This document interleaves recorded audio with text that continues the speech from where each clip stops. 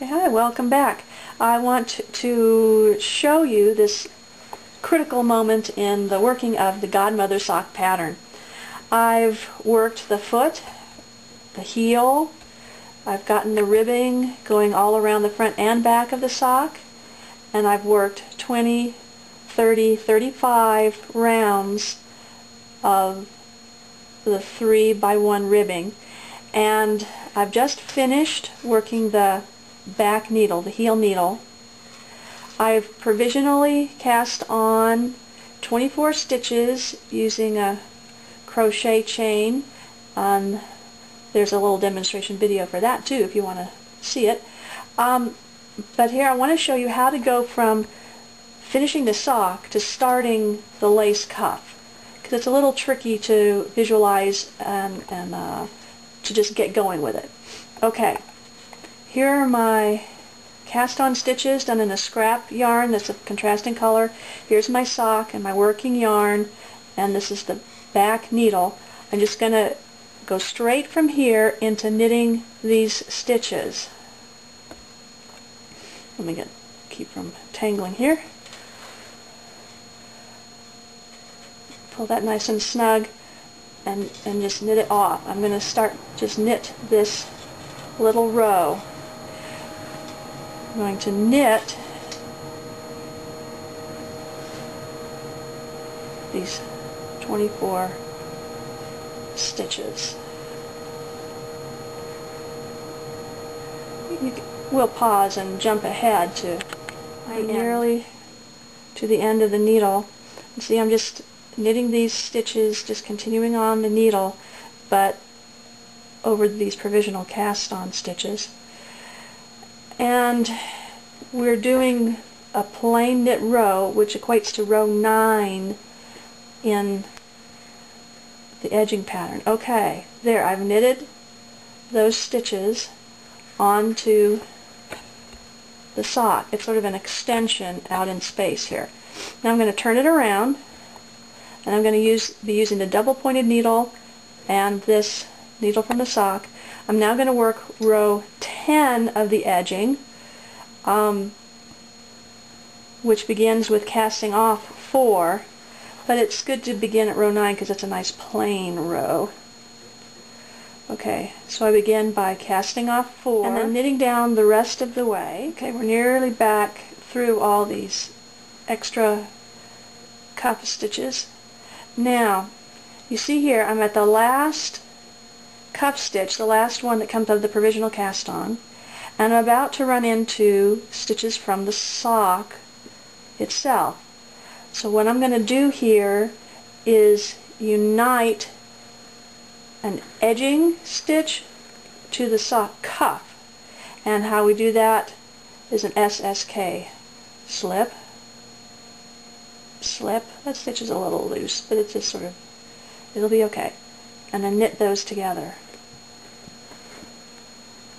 Okay? And if we do that each time we come down to the sock end, we will be joining, and it'll start to fit along the top here, going this way.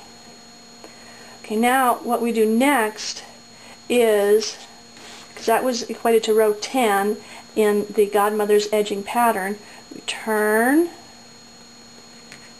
Let me make sure not to tangle these. Turn, and now we go to row 1 of the edging pattern, because there are 10 rows and then you repeat. So row 1, you start by slipping this stitch as if to purl. Hold on. The yarn should be at the front. Slip that. Then take the yarn to the back. And you're ready to work the pattern. You start by knitting 3, 1, 2, 3, and then a sequence of yarn over, knit 2 togethers. I won't make you watch me do all of these. Just the first one here. Did a yarn over the needle, and now I'm going to knit 2 together. So see, you get a little hole. I'm going to do that all the way up to the end. The last 2 stitches will be a yarn over and knit 2. This is the yarn over that will make each succeeding row slightly longer than the one before and give you a nice jagged pointing edge.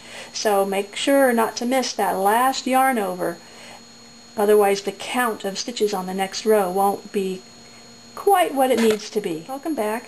I did the pattern all the way up to the end, turned around.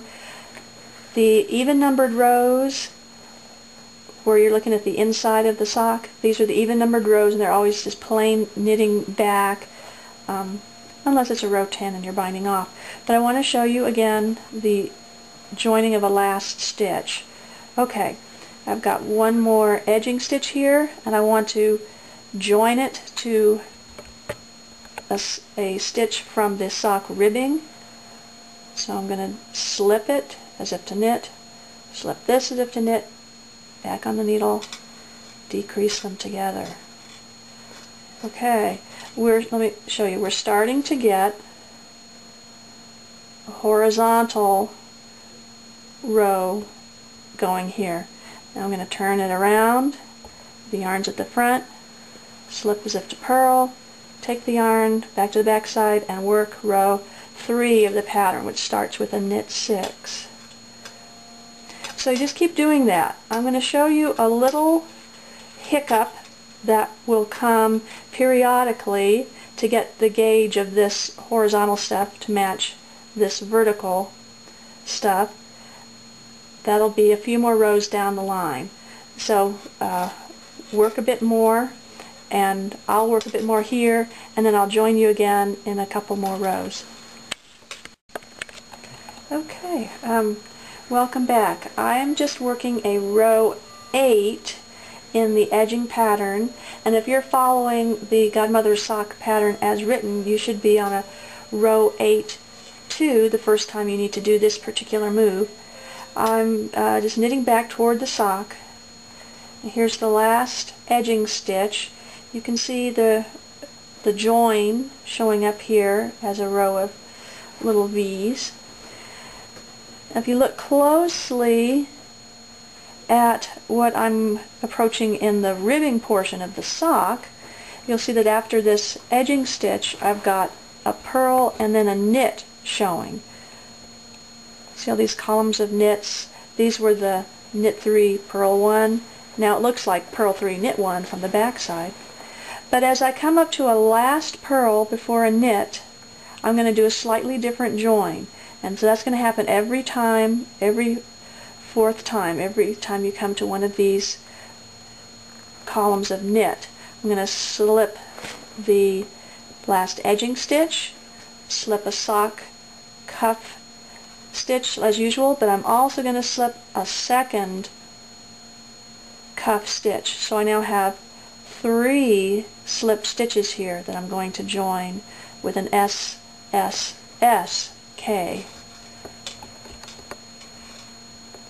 Okay, so I joined 2 sock stitches to 1 edging stitch this time. And see, we're starting to get the edging developing. And this is going to be a turn down cuff. It's going to go like this. So what looks like the wrong side, it ends up being, this is the right side when you're done. You can see the provisional cast on here because I used a contrasting yarn.